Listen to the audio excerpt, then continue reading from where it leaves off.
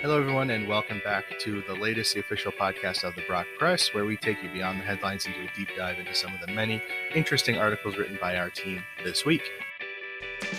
My name is Noah Nickel. I'm the editor-in-chief of the Brock Press and host of the latest, and today I'm joined by Jonah Dayton, as always. And again this week, Devani Shah, our assistant news editor, as Holly is out once again, out of an abundance of caution, just to make sure she can fully rest up her voice after being sick. But the plan is for her to be back here next week. So she, again, is missed, but we will talk about her articles, whether she's here or not. So, all right. So we are in the home stretch now, only a few more weeks of the semester. How are you both feeling about where you're at school-wise? Doing good? I think beginning of the semester me was super motivated, super organized, and I've since completely fallen apart. I am now over the hump. The last 3 weeks were absolutely insane, but now it's sort of calmed down. That's kind of nice to spread it out better. Well, no, SPEMA's notorious for stacking the deck, 2 weeks of craziness and then 3 weeks of nothing. But just to put it on the 7th week of the semester. It's always November's always term paper month. Huh. But now it's finally over. Good stuff. So Jonah's in holiday mode, and Devani's kind of where the rest of us are at, I feel like. Came into it with the best intentions, but hey, that's what happens. But despite the workloads ramping up or coming down in Jonah's case, we do still have another great week of stories here, including the 3 that we're talking about today. So let's get into it. All right, so the first article we're going to talk about was written by Holly Morrison, as Noah mentioned, about being sick because she has sort of been out for the last week and a bit with bronchitis, I believe. So she shared a bit of her experience and talked about the difficulty of getting extensions on assignments and getting proof of absence for missing class, which is certainly an important topic given the times. So just wanted to throw it out. Do you think that the current expectations around workplace or school sick day policies are too invasive or too lenient? I think I personally, I don't think I've ever been in Holly's position where I've had to, miss so many things like a whole week, let's say. But I definitely think just the fear of kind of approaching a prof to be like, hey, I need an extension on something, or, oh, I won't be able to make it. I definitely think that there's, I think there definitely is sort of it's scary because you don't know whether they're going to probe, whether they're going to make you kind of go into detail about something that's kind of personal that you don't necessarily want to share with this random person. But yeah, I guess I don't really have a lot of insight here because I haven't been in that same position. I don't know. What about you, Noah? Yeah, kind of in the same boat, but I'm still going to talk anyways because I love to hear my own voice, don't I? But yeah, I do think there runs a risk of things becoming too invasive, and I don't think it's a stretch to say that some people have had to divulge more than they're comfortable with to take advantage of what is supposed to be a sick policy in place. But if you don't, if you don't do exactly as is required, then you can't really take advantage of it, right? So I think there's also that group of people that were like, no, I'd rather die than tell them about whatever this thing is, right? Which, whatever, it is what it is. But there are definitely people like that, and they take the L on something, and it's like, that doesn't seem fair either. So why do we have to? I personally agree with Holly 100% in her article. What is it really off your back? You know what I mean? Unless you have if people are just coming, if they have built up the courage or whatever to come to you to say that they're sick and need an right, it does take a lot of humility and vulnerability that I feel like you might as well take people at their word at that point. Because what harm is it necessarily to you, right, to do that? What harm is it to offer that compassion? Professors, or even in work situations, anything really that requires sick, but I don't know. This is not great because I've also never been in that position where I've had to ask for an extension or get a medical absence or whatever. Yes, I agree with Holly, but just people would abuse the hell out of these like lenient sick days. So I do get why they have to, I guess why you have to get a doctor's note, because there is like, if you ask students for like, we'll do the honor system, like that'll go out the window. Yeah. I saw this tweet from a prof a while ago, and it was like, I remember a couple semesters ago, I taught an 8 a.m. class, and so many of my students' grandparents passed away that semester. And then the next semester, I moved the class to the afternoon, and no grandparents passed away. Oh, so there you go. I'm really glad I was able to do that service for them. Save some lives. Right. And I thought it was kind of funny, but it's also like, I get what Jonah's saying about the system kind of being abused, but then I've also read kind of I think it's bigger in Europe, where a lot of workplaces have just an open sick day policy. Like if you're sick, don't come to work. Or if you, you know, like you don't have to jump through all these hoops to prove that you're sick. And it's actually worked out really well, where when people kind of understand that they have this degree of compassion when it comes to them not being able to work, they're more likely to just like do what they're expected to, and then just use the system the way it's intended to. So I don't know. I guess I've never really been in a situation like that, though, because at least with all my classes, that's sort of been the case. You have to provide a doctor's note or some kind of, you know, proof.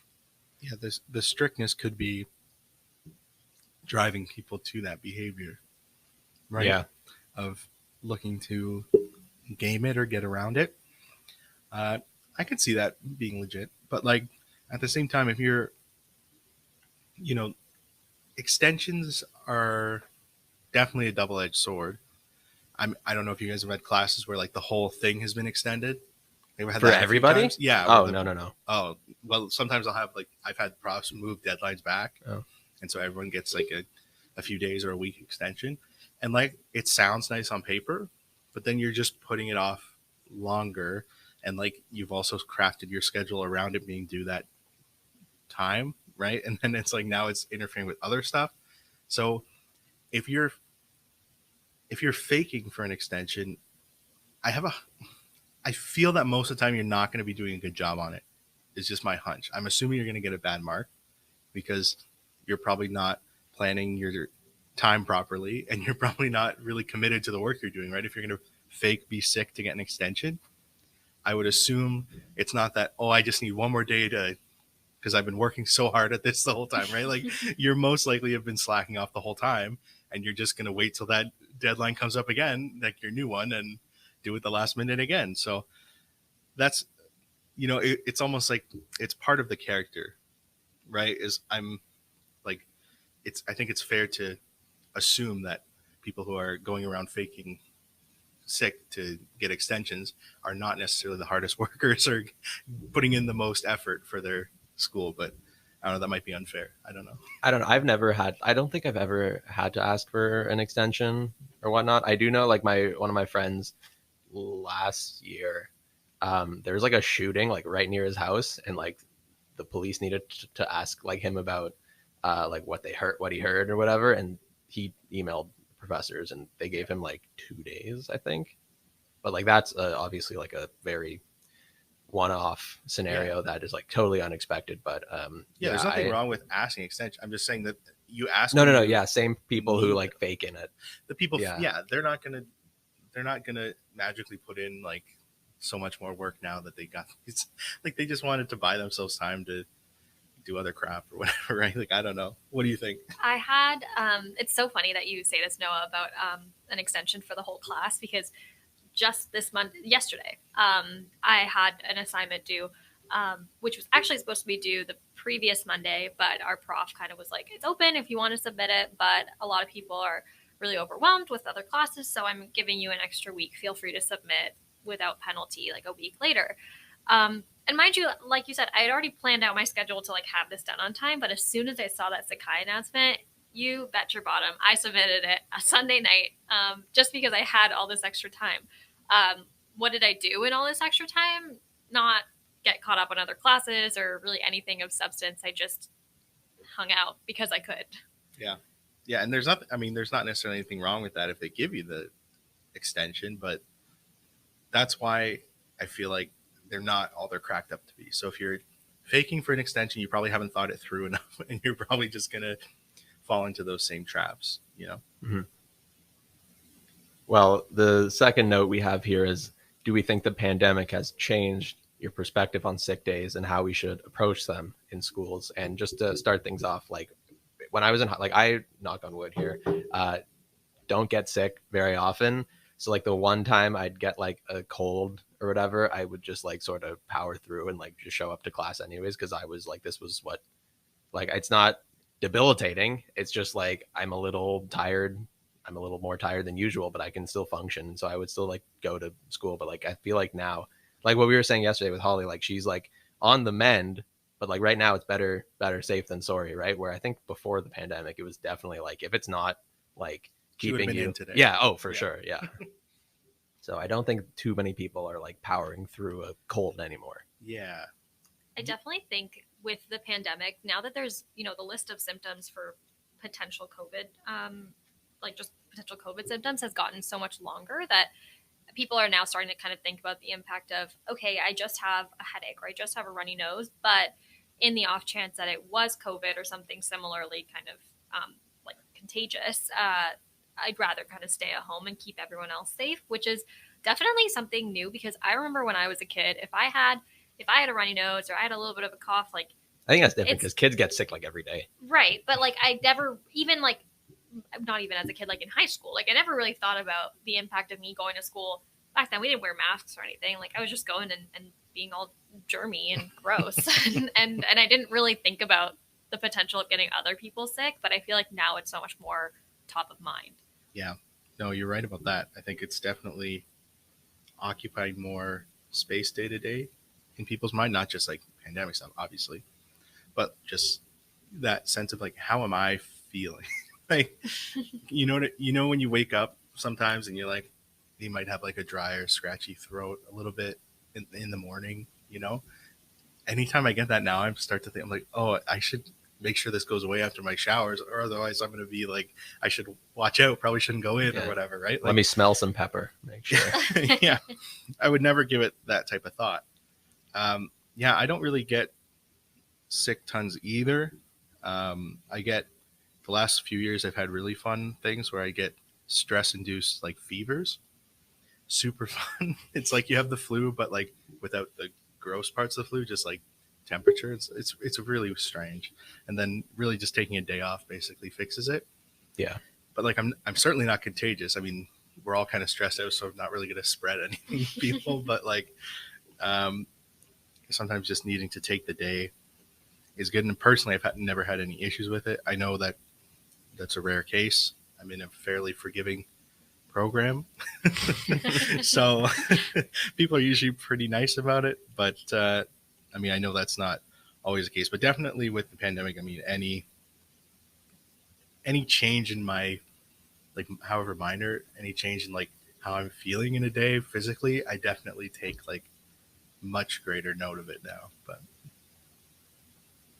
all right, on to the second article, a little bit of a sadder note, or well, darker note. It's not really necessarily sad. It's been a while, but the world did lose Freddie Mercury, a massive singing star. 30 years ago, as of November 24th, he died in 91. Unexpectedly, at least to the general public. Certainly gone too soon. He was quite young. But he's obviously most famously known as the lead singer of Queen, a massive band who was, big in their time, but has seemingly, I think, become almost even more, recognizable nowadays. I just double checked. He actually died at 45, so quite young. He died due to complications of AIDS, which he suffered from in private. Because obviously, during that time was a far different social climate than today, and so he was, dealing with certain struggles and other things very privately. So it's quite tragic, the life he led and his early death. But Alejandro really focuses in on the music of Queen, which is really how he's been memorialized for the vast majority of people. They have such a great output, and his voice is really, instantly recognizable. I would say when you hear those songs, who that is, or at least you can just recognize and connect with that amazing voice of his. And so, yeah, they've had a massive cultural impact, enough that all of us who were born well after he died. What year did he die? Are Now? talking Oh about yeah, 30 years 91. ago. Right. Yeah. Okay. So I mean, a good amount after he died, and we're all talking about him as fans of their music, and as knowing of him. So fans to varying degrees, but still positive on their music. So that's good. But anyways, we'll get into it. So I'll throw it out to you two first. What is your kind of like position of knowing who Freddie Mercury is, and like, you know what I mean? Just kind of thoughts in that. Yeah, sense. like I would say very like surface level fan of Queen, like them, good music, obviously iconic voice. Not at the top of my rotation. I don't really like listen to them on my own, but like obviously know their songs, and their like we were talking about before, the Greatest Hits album is pretty well known, and I do think you're right that they have sort of gotten, I don't know, more popular. Again, we weren't around during their peak, but like certainly have been, I guess, sort of brought back with the movie a few years ago, and I think that has done a lot for sort of bringing him back. Yeah, I would say if Jonah's a surface level fan, I am surfacer than surface, because I truly don't know a lot of their catalog. But when I was reading Alejandro's article this week, I did think it was pretty cool. I didn't know that they had hosted a tribute concert a couple months after he passed away to raise awareness about HIV and AIDS. And I know Noah kind of mentioned that during that time, it wasn't really a commonly talked about thing, but I think that it's really cool that, he as a public figure was able to at least bring it like to the front of the conversation, which I can imagine wasn't easy back in the day. And then just 4 years later, in 1995, Eazy-E also died of AIDS, which I knew like he died of it, but I was just trying to remember when. And yeah, he was younger; he was 30. But 90s was the time. Yeah, sadly, of that happened. Like, it's really not that they're still not. It doesn't cause death, and it's certainly very serious illness. But certainly at that time, it was fairly new to this. Like, there was not the same level of treatment and like ability to kind of live with it and manage it and treat it properly as there is today. And certainly there was obviously that stigma around it, which didn't help, right? Any treatments people would avoid because it was thought, they called it like the gay disease and like all these derogatory. Well, that's why I think Eazy-E is really like woke people up. Like, oh, this is for everyone. Like, absolutely, anyone can get this. Yeah. And it's really sad, the association of it all and how that really cost lives of famous and non-famous people, right? So, it did obviously took Freddie Mercury's life, but as Devani said, it actually did a lot to raise awareness for that. So, there's always silver linings at the end of the day. It's sad that it takes lives, but you can, however you get there, it's good in the end, right? Has a good knock-on effect for the future. In terms of their Queen's music, as you both said, you're not deep fans, and I'm the deepest of the three of us, but that doesn't necessarily mean that much. But what are some that might come to mind? Songs? Yeah, that you enjoy. Under Pressure is a good one. That's with David Bowie. Yeah. Which I think is like, is that a Queen song? I think it's their own. Yeah. It is? Okay, yeah. That one's pretty good. It's pretty great. Pretty much a classic. Yeah, and like now, Freddie and David Bowie. Well, it's the same. That's what samples. Yeah. The beat. See, I had no idea.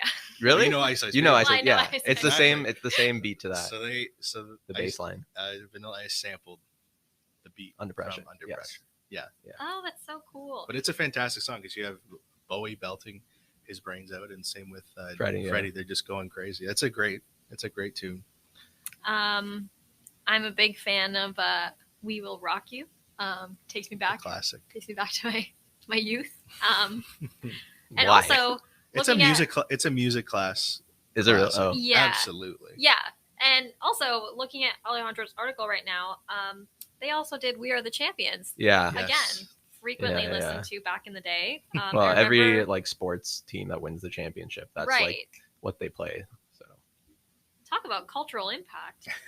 But yeah, I'd say those are the two that I That is the know. depth of both of your fandoms of Queen. No, I'm not much more. I have the greatest hits up here. I'm pretty kind of familiar all- with that album, but like beyond that, Yeah, no, I mean that's about as familiar as Yeah. I get to. But we'll walk through some of these because there's good ones on here that we didn't Mhm. touch on, like Bohemian Rhapsody. yeah, Obviously, definitely their most famous. It actually wasn't like of their day. It was not a huge thing at all. It was just kind of weird and slipped away. And it was a little bit before their Ascension. peak. Yeah. But it actually got famous. It was in Wayne's World. Was it? Yeah. I haven't seen that. And I that's need when to. it came back to like mid 90s. It came out in 75. Those movies were like mid 90s, Yeah. right? Yeah. So it really took a good amount of time for that to get back into fashion. And then, I mean, since then it's huge. Like that's easily the most recognizable song of theirs to people Yeah. our age, I would say. I think to people everywhere, that's probably that's probably their biggest hit for sure. Save for I think they'd probably be rivaled by like We Will Rock You. Yeah, Just because of how maybe. you know what I mean. It's just so simple. Yeah. It's almost like universal. I feel like it would almost transcend language barrier because of how simple. Like it's easy to get into that, right? Another one, Bites the Dust. Amazing, fantastic song. That's had a new life, especially lately on TikToks for sure. Another one, Bites the Dust, is Yeah. Queen. What? I'm learning so much today. Yes, I You're have heard becoming- that on TikTok. You're becoming a surface level fan like me. and I Jonah know. now. Oh my gosh, so exciting. So yeah, that song's fantastic. Really simple, but like again, that whole style of like simple kind of like drum and bass, like dance beat like that is totally been ripped off to like that's what they're going for, that type of sound for sure. Something slick and simple like that.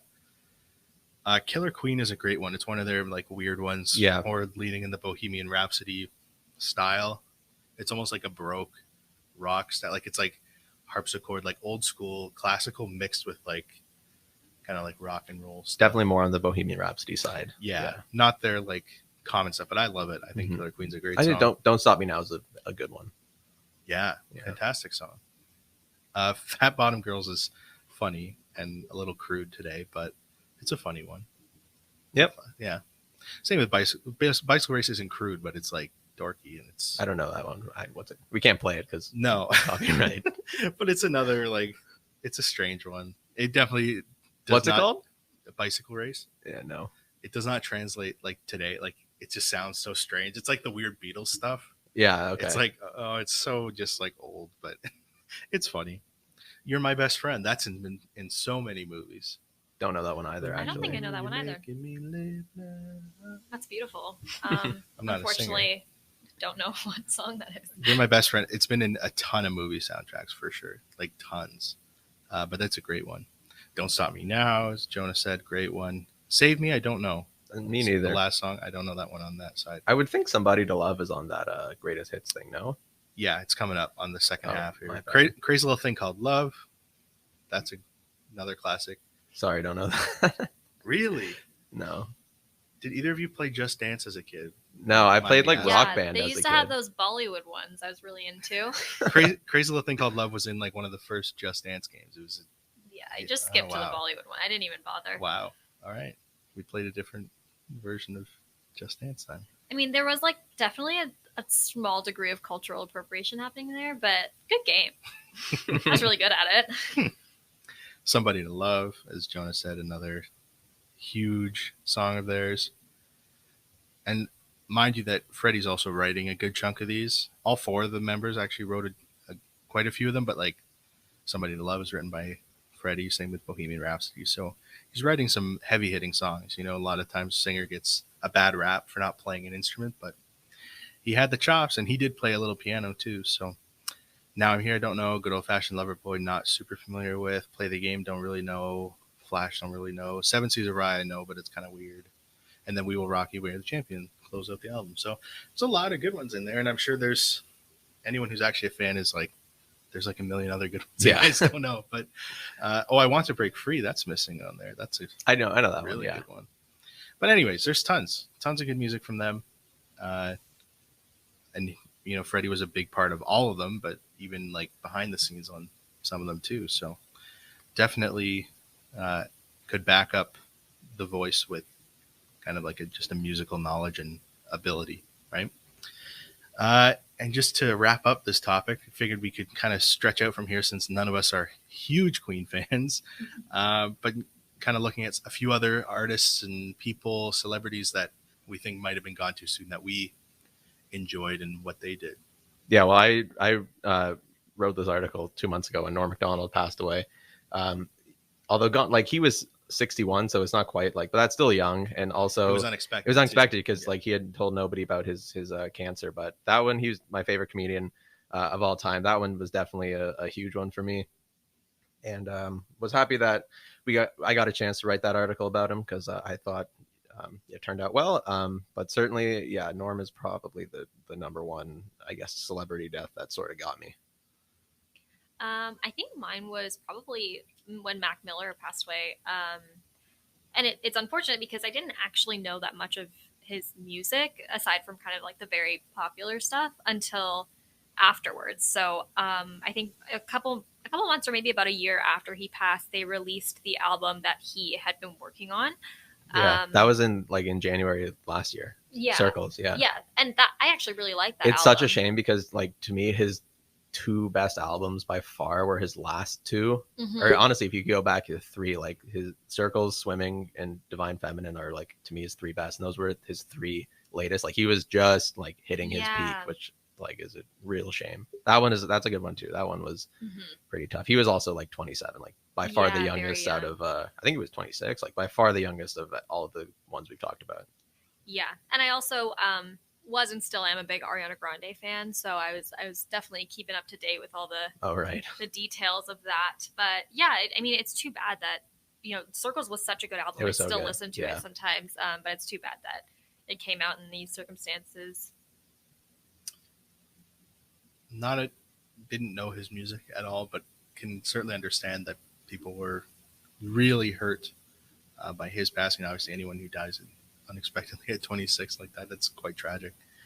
One that came to mind pretty much immediately was John Lennon. Actually died much before we were alive. Quite a few years, almost 20 years before we were born, but someone certainly taken at a time in his life when things seem to be turning around, as a lot of stars do. He struggled a lot with drug and alcohol use and abuse, and had issues, family issues and things like that, but was kind of on the mend of things, and also on the mend with a lot of the Beatles because they had obviously fallen out of touch with each other. But so it was pretty sad because things were turning around. He released an album 2 months before he died.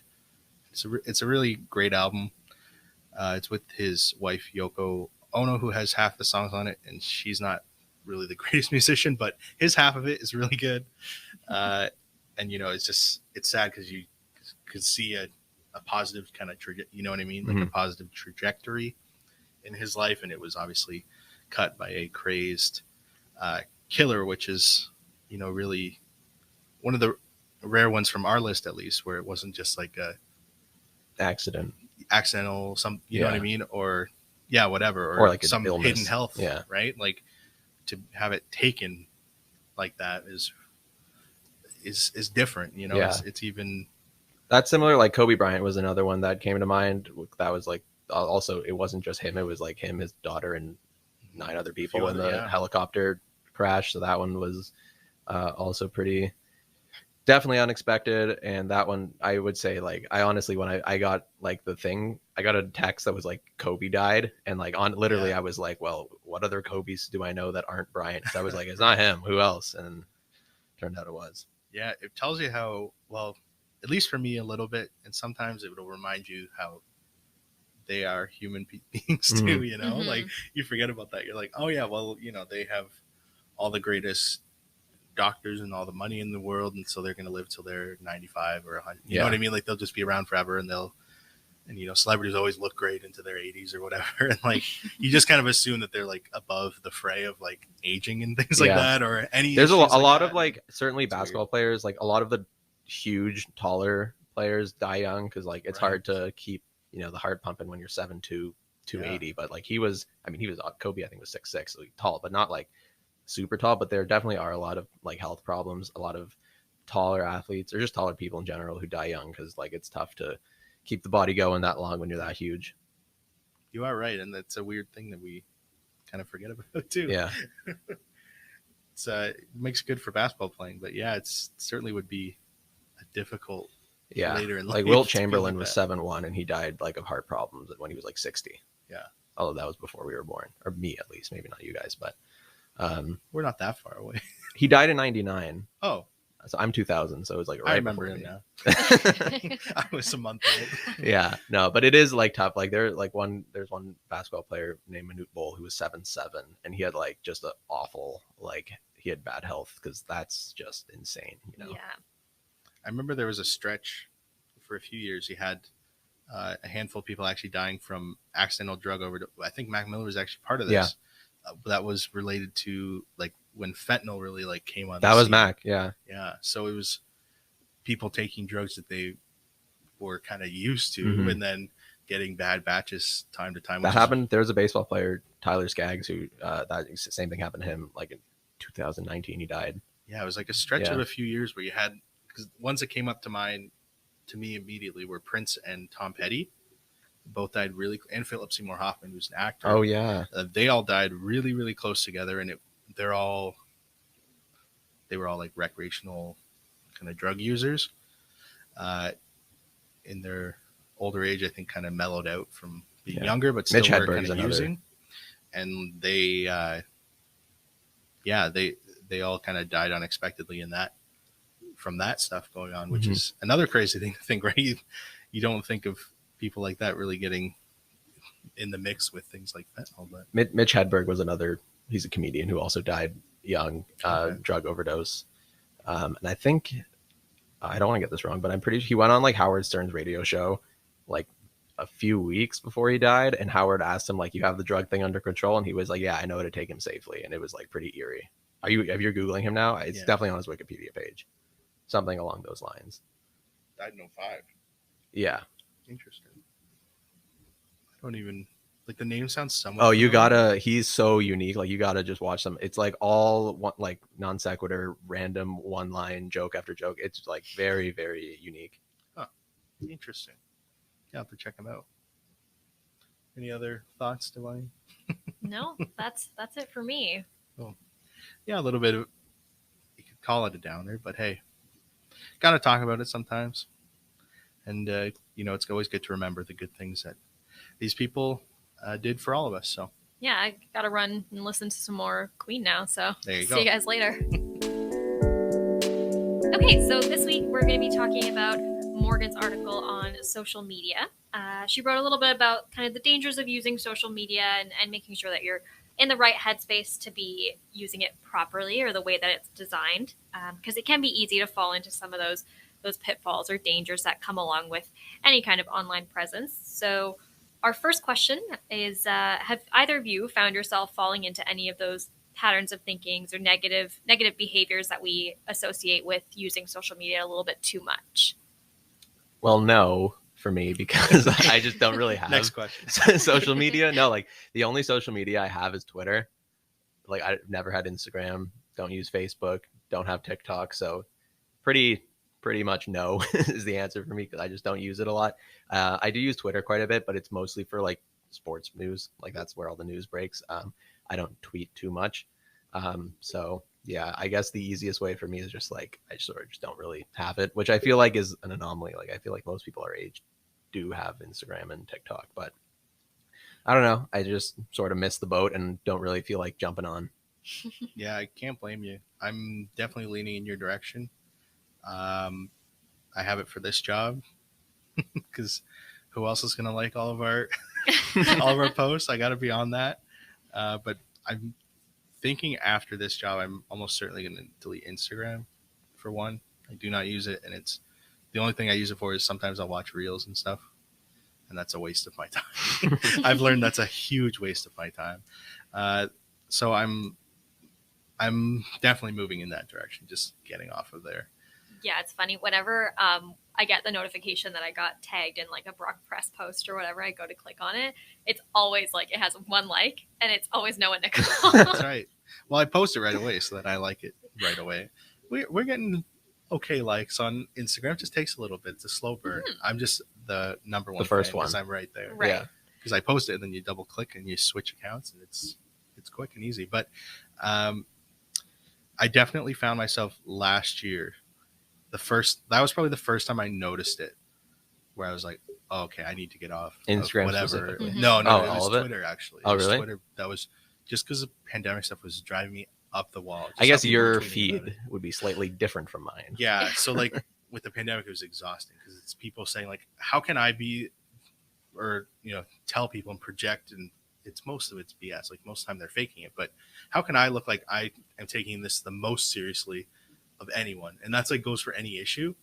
But the pandemic was so annoying because all these people are like, oh, we should stay locked down forever and like mask forever, and like it was just driving me up the wall. Like I was just had enough of everything going on, and I just was like, this just make me more and more angry every time I look at this. Is all these people just lying about how they want things to be stricter and like, you know what I mean? Just trying to sound like the greatest person, like better than the other people. And it was just bugging me how fake it was and how Yeah. we were already dealing with everything going on. It didn't help to have all these people like shaming me for like, not me personally, but shaming people that were like breaking rules minorly, and like it's just it was a lot to deal with. I think I also was frustrated. Actually, I would say maybe around April was when I had to take a bit of a break from Instagram, because obviously Instagram influencers are inherently annoying, at least to me.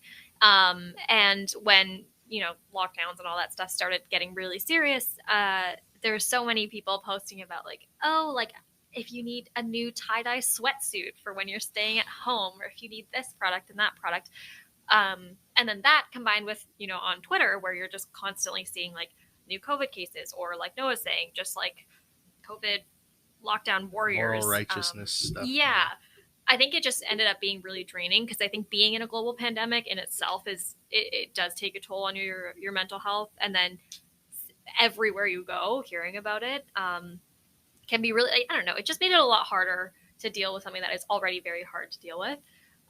So yeah, I think last year was when I did take a bit of a hiatus for 3 or 4 months from Instagram. A lot of my followers were really disappointed. Obviously I post really cool content. So, but no, I think it would definitely, I've fallen into that where you just get, it just makes you feel kind of, I don't even know how to describe it, but I think I needed a break.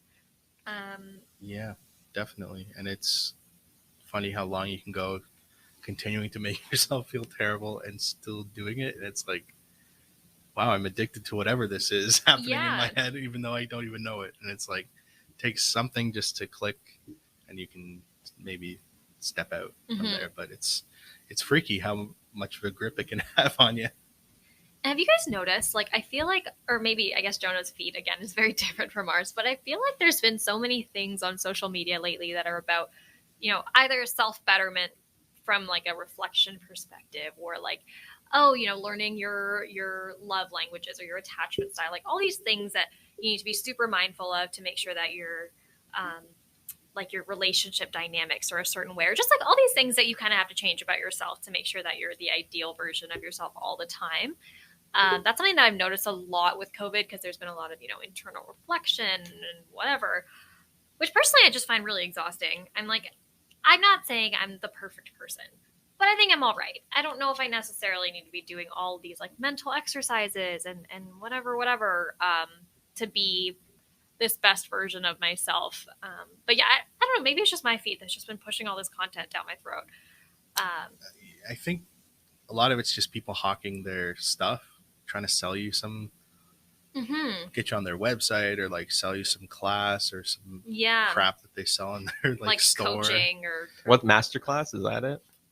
That's like a different, I mean, like micro, like influencers who like buy crap from China and try to sell you like this stuff that'll make you focus more, and you smell it on your hand. You know what I mean? Like all that weird nonsense. The essential oils and stuff. Yeah, but even worse than like literally the same stuff from like garbage from China that the same people are selling for like marked up 1,000%. Like Mhm. they all do this crap, and it's just gross. But the scariest thing to me is how much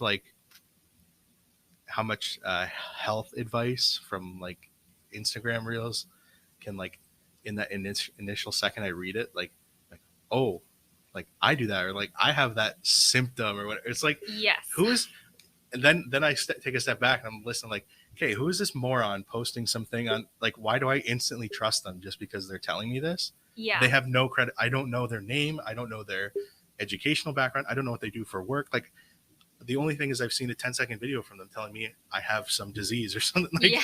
I'm like, why do I trust this? And there's so much of that content that just like they play it to funny music and they like point at the words or whatever, and like you just for some reason it's like trustworthy and like you open Or it's up like to read it. the caption and then it's like this whole paragraph of It's all so these things you're weird. doing wrong. Of And their weird health again, thing that they're niche focused on, and they're telling you that you have like they're preying on your insecurity and like anxiety of being like unhealthy. You know what I right, mean? Like yeah, it's exactly. so And the only creepy. credibility is you see it has like something K liked. So you're like, oh, well, if thousands of people think there's value in this, I should too. Right. But then you Even think for a with- second, you're like, wait, I could make this exact same video. Right. And I have no idea what I'm talking about. So the chances are they don't know what they're talking about either. Mhm. And I think even like a big thing is body image. I feel like there's been like a lot more conversations about it, but I still feel like there is like, you know, all these makeup products or these like weight loss things or whatever. Like there's all these products that are being promoted out there, especially through social media, because that's like a career now, which I've now realized, social media influencing, just promoting again, like unhealthy habits. And I think Morgan touches on this in her article too, how social media can very easily make you feel like you're not good enough. Kind of what I was talking about earlier, mentally and also physically. And then because, you know, with all this AI and whatever, like they're so good at curating content that targets your specific insecurities. And then you end up dishing out all this money and feeling even worse about yourself for no reason. Like because there's all these like randoms who are telling you what you need to be doing. Or potentially even doing more damage to yourself by buying untested, unsafe products that you only trust because this person smiles at you and tells you it's okay, even though they have your interest is absolutely not in their mind at all. And Right. like, yeah, it's very unregulated and scary and the scarier part is how easy it is to get roped into those people. Like it's the equivalent of old timey like snake oil salespeople. Literally, it's the exact same. These people have no qualifications. They are literally just advertisers. They're paid to say what they are told on the copy that they get from the company selling this stuff. But they say it with a smile and with a ring light, and they, you know, they look professional and they look like happy and nice and approachable, and they might not even have any ill intention other than to make money. Right. And, you know, they're not necessarily thinking it through, which I mean, they're still culpable. I still think they are responsible, but right. They might not even be trying to like hurt people necessarily, but they certainly, you know, especially now it's becoming so much more popular to like not go to college or not go to university for whatever reason and just become like an influencer out of high school. I'm like, the last thing we need to be is less educated right now. I mean, Right. We're already getting dumber with still going to school. So like, let's try to at least encourage people to become more like well-rounded by going to some type of post-secondary. You know what I mean? Like there's so many issues connected to social media. It's so weird how you can like, I've branched out already so far from our original topic and I'm like, but I'm still within the realm of what we're talking about. And it just, it's so crazy how much the impact it's had in like 10 years. And, yeah, your both of your points have sort of reassured me with my decision to stay off. Yeah. Well, not to stay off. I just like never. I like literally like I just missed. I was just like in high school. I was just like, oh, I just never bothered to create an Instagram account. And again, like I would not be one to post like ever. And like if I am like doing a tally in my head about like people who I would like genuinely be interested to seeing what they'd be doing, it's like 9. You know, like it's low. Like I would not need to follow many people. Yep. And I'm convincing myself more as we sit here to once I'm done at the broadcast, it will be gone.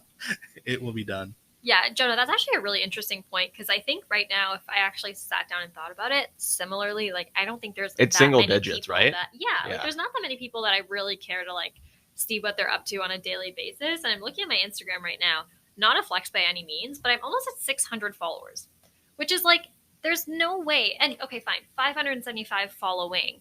And there's no way that I actually care to see what 575 people No way. are doing. Like, I don't know how I ended up here. How many posts do you have? Just curious. 21. Like, that's not a lot. Some people are like 4 a day. Yeah. Yeah, I have 21, and I joined Instagram in 2017. So, not that bad. You were I late post- on the I That's post- late too. Yeah. See. I post quarterly. Hey, you were late on the train though. Well, my parents didn't let me have Instagram until I was done high school. There you go. Pretty Um, smart though, honestly. Well, No, it is honestly that is smart because we are too young. We're still hardly old enough to handle social media. yeah. I think it's smart. I get that in the moment it's kind of crappy and like everyone's friends have it and blah blah blah. But I right. think that's really smart to keep kids off of that stuff because Yeah. if you've ever heard from the people who run those companies, like they keep their kids on like strict diets of how much they can be online. Like hmm those people know more than we do about it. So if they're doing that, we should absolutely be doing that. Right. Right. Not to sound like an old man about it, but like seriously, I think it's way healthier to be limiting that rather than to be cool, like a cool parent and let them do whatever they want. Yeah, I don't know. agree. But I don't have kids, so I don't know. Yeah, It's well, I easier think said than especially done. like when you're in high school, you're so young and so easily influenced. Like if I was right now 15 years old seeing all this garbage about like herbal teas that are going to give me glowing skin or whatever, like I would absolutely believe them because it's like I don't know anything. I'm in high school. They probably know more than I do. And it's still hitting on insecurities now. So imagine Yeah. being in that point, you're like where the glowingness of your skin is like priority one. Right, exactly. Right? Like, yeah, that's what I mean. It is genuinely dangerous for young kids to Mhm. have as much exposure to this stuff as they do, I think. Yeah. Well, do you guys think that social media companies should be held responsible for this kind of thing and how they design their platforms? Yeah, I wrote this question because I absolutely agree with it. This was a self alley-oop to a yourself. lob ball, and I'm just gonna knock it out of the park here. No, definitely. They're certainly culpable in this. They don't hire advertising grads. Sorry for anyone in like communications and stuff. They're not hiring you at Facebook and Instagram and Twitter. They are hiring psychology majors to literally prey on your like brain chemistry and wiring, and it's very scary. It definitely is Yeah. like the amount of data that they can collect, just like from your single reels scroll session, like the amount of data that they collect based on how long you spend watching each video and like which hashtags you interact with and whatever. And that's like the stuff that, an ordinary person like me can figure out. I'm sure there's even deeper kind of ways that they collect all this stuff. I'm in a communications course right now, and we're learning like basics. It's a full year course, so like we're covering a lot of different stuff. One thing I learned though is that they actually through, when they ask for access to your camera and microphone, and we all just click accept, they are tracking your eye movement. And so for reels, for example, Sorry, this is a dumb question, but what are reels? Is it like stories? it's like TikToks essentially. Okay. Like They just steal short TikToks videos. and they're like 30 seconds On Instagram? videos. Mhm. Okay. Pretty much all the apps now are trying to do the same thing. Yeah. But anyways, so like I just know it because that's my like connection because I don't have TikTok because that's Neither do I. I've drawn the I don't line know. now. I'm certainly not making any more social media, and I'm trying to get rid of as many as I can. But anyways, so like watching a reel or a TikTok, if you've accepted the camera access for them, they can see, right? Because your camera's at the top of your phone, and so they actually are watching if your eyes are connected and how long you're connected with the right. Because sometimes you have reels and you look at this and you look over here, and if you're flipping through and not really looking, then Right. they know it's That makes sense. It's Because nothing. isn't the face recognition to like unlock your phone? It's eyes, yeah. Like that's Yeah. how they. Yeah. Yeah. Yeah. Okay.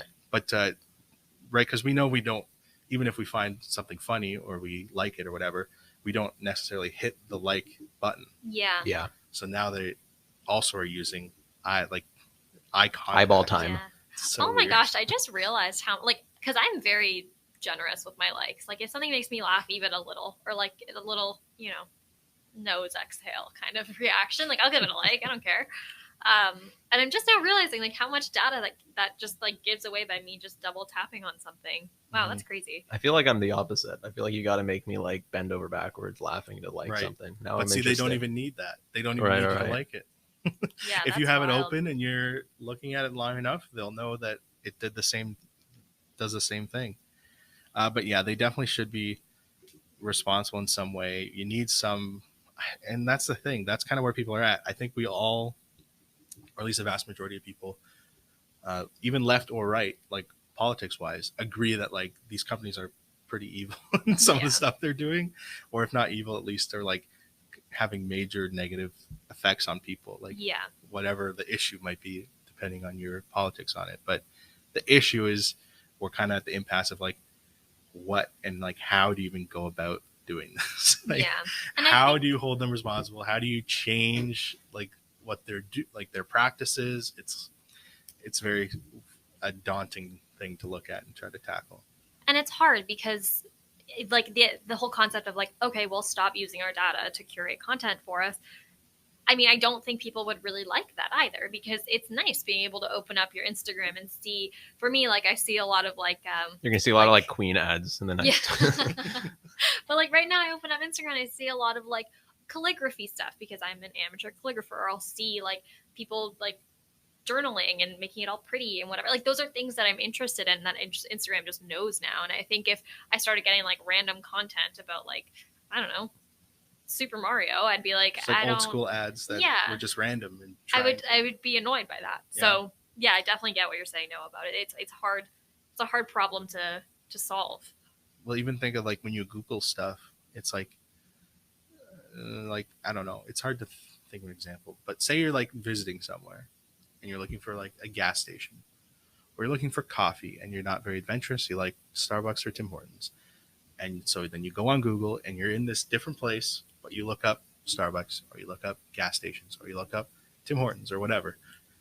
They, because they have your info, because they have your location, they're going to show you ones that are relevant to where you are at that time, right? So it's like there's so many elements of this like data that we don't think of. Like we think of it in the nefarious sense, and then we think of it in the convenient sense. And we don't put them together. That like you can't, you have both. You can't really have one without the other. So like we have to forego convenience if it really bothers us this much about, you know what I mean, the invasiveness of it. But yeah, I don't know if people are willing to make that trade. I think you're right. And I think it's so funny because a lot of people I know have done similar sort of social media cleanses, but it kind of, it's almost ironic because they'll post on their story, they'll be like, hey, going off social media for a week. If you need me, text me or whatever. It's like there's When has still anyone very needed much any of those people? right, and it's still very much like you're still kind of relying on social media in a way where you're like you need people to know when you're not there. Yeah.